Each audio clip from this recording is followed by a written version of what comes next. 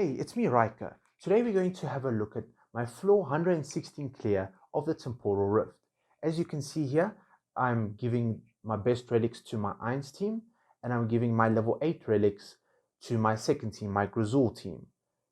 So what I generally do, I use my Grezhul team to fight bosses, which can easily deal with any boss in this current stage where I am at, and I use my Ainz team to clear floors. But as you get past floor 100, then you start fighting multi-stage fights, and it's good to have a balanced team where both teams are equally able to cope with the enemies. Always adjust your heroes so that you can get the best outcome, such as there. I adjusted it so I could cancel the Lucius ult so that I could easily defeat the team. So always position your heroes the best way, such as to either cancel their ult, to minimize the damage you take, such as placing Merlin opposite heroes such as Sophia, which can easily one-shot your entire team. So I would recommend doing that. Additionally, for your second team, your Grezhul team, you can replace Talene with Desira, who can provide a significant amount of defense and healing for your team.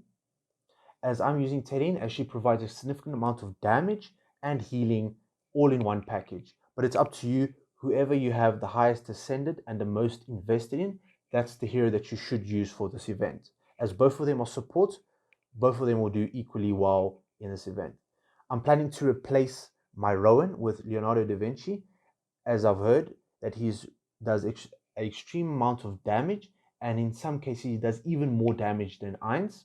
Also, he provides a significant amount of control for your team using his portrait frames, where he essentially stuns the enemies for a couple of seconds.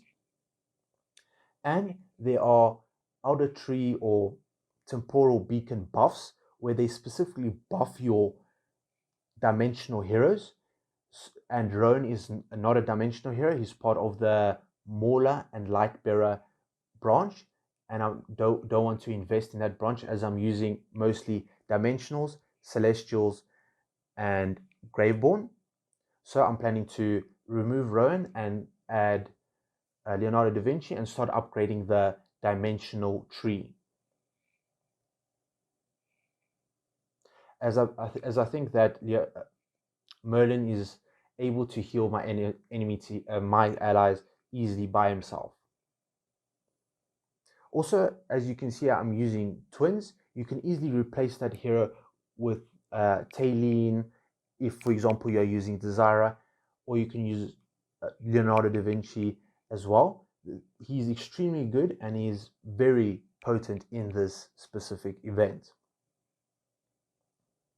As you can see here, I'm constantly going through the easiest enemies. So if the enemy has the least amount of power, then I attack them with that specific team that will easily be able to deal with them. And I always take the easiest path. So if it is a healing beacon, a resurrect beacon, or a twins beacon, then I would always choose that path, as it's easy floors that you complete, and most of the time you are already capped with your relics as you're progressing further through the Temporal Rift event. So always have a look at what is your team's weaknesses and strengths, and play to those. So as you can see here, I'm playing to so that the team that I am attacking, I can defeat them easily and I can progress easily through this event. There we go.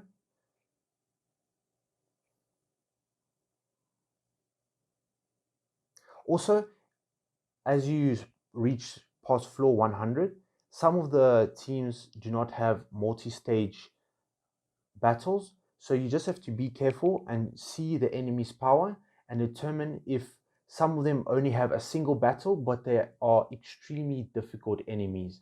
So sometimes, in this case, I'm fighting enemies of 1 billion power, and that will be spread over 2 enemies, so 500 million, 500 million.